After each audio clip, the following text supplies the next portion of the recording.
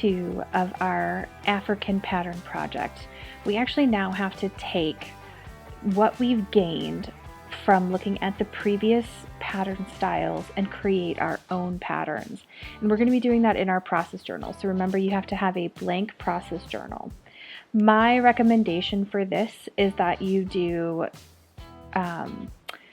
half sections of your paper. So do a half here, do a half here, and then turn the page and do another half page.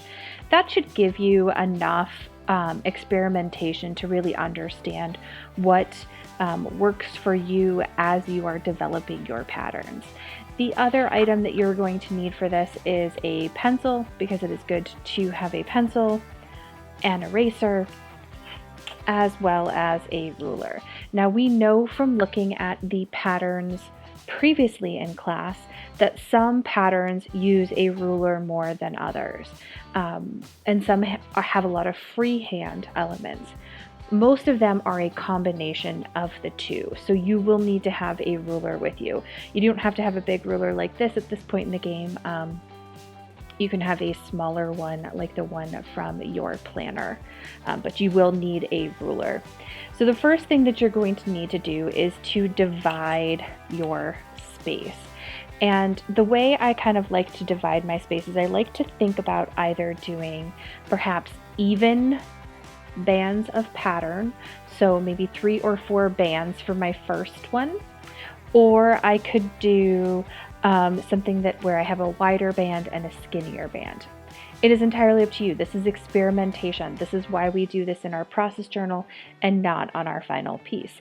And this will give us enough information to create our final piece, because we'll start to understand what we are looking for. Now, remember, in order to create straight lines, there are a couple of things you can do. So I think I'm going to start by dividing my space.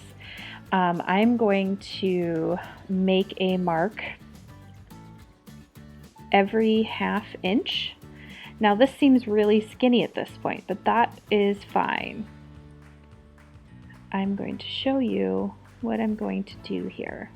So I'm going to start by making a mark every ½ inch, and then I'm going to go back and I want to do let's see, I've got 5½ inches here. So I want to do, let's do a skinny one. So this is going to be like a long skinny one. And then I think I want to do a wider band. So I think I'm going to do a wider band. So I'm going to kind of erase very gently. I'm only making the faintest of marks here onto my paper so that I can erase. And then I'm going to do another skinny band. So this is a let's see, that's what, 1.5 inches. So I want to do another 1.5 inches. So that would be 1 inch, that would be a half right there. And then I'm going to do another skinny one, and then another 1.5 inches, which is perfect. So that is how I am going to kind of lay out my paper. Now I'm going to do something additional here just to make my measurements here a little easier. I've got a scrap piece of paper here. I'm going to use a post-it note. So I'm going to do this at, I'm going to do, how did I do that again? I'm going to do these bands across. So at 5, 3.5, 2, 1.5, and then 0. So that just lets me know where I'm going to be making my marks when I move my ruler to make my lines straight. So I'm just going to slide my ruler down. So I start at the 5, then I'm going to go to 3.5,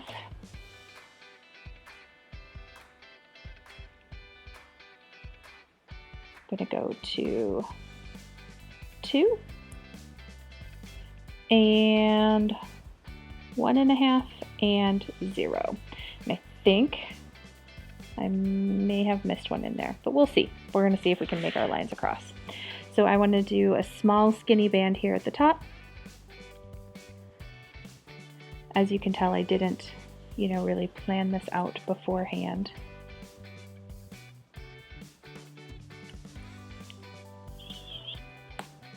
But the nice thing about a ruler, see, I forgot one band right here, so I need to do a short 1/2 inch band right here. So I'm just going to go in and make a quick mark. That should be about right. Yep. And you know, if these are slightly off because your paper is slightly tilted, again, this is where we are doing our experimentation.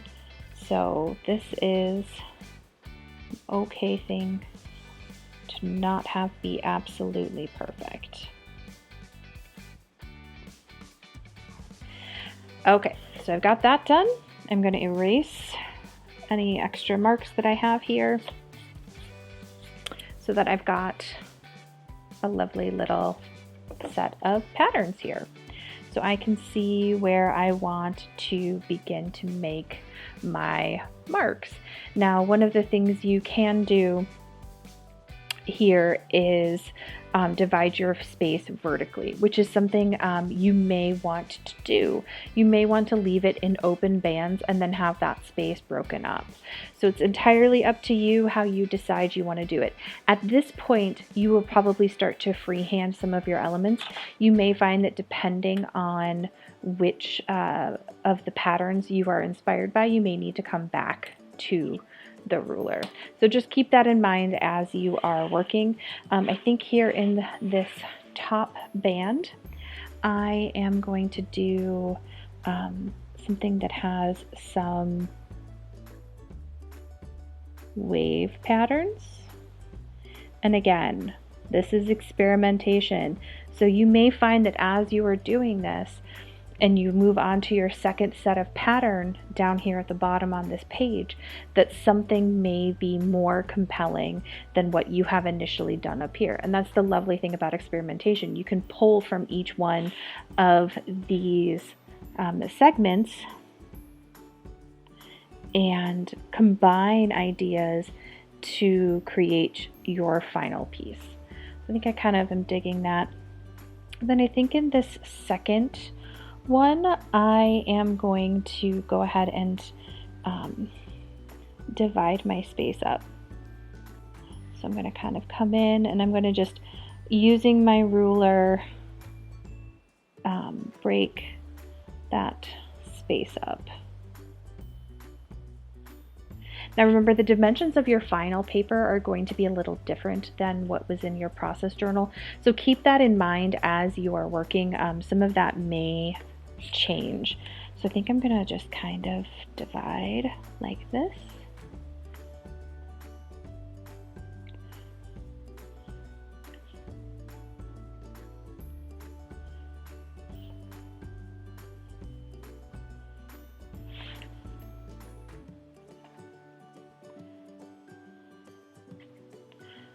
Kind of like the way that looks, but then I think I'm going to come back in and I'm going to add another line.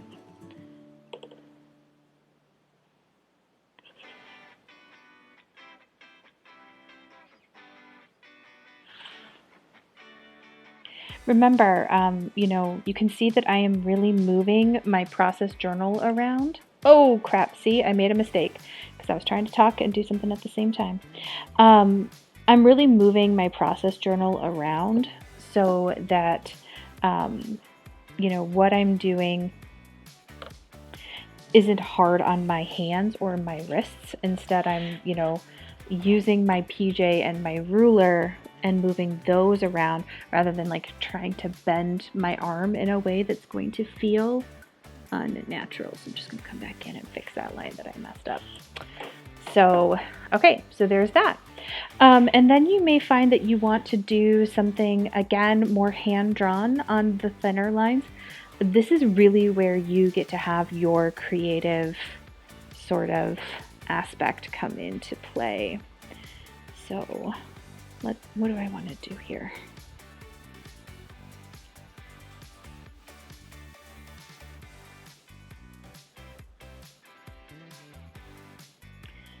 So while I am still making some graphic lines, I am making them hand-drawn, which is different than in the previous section.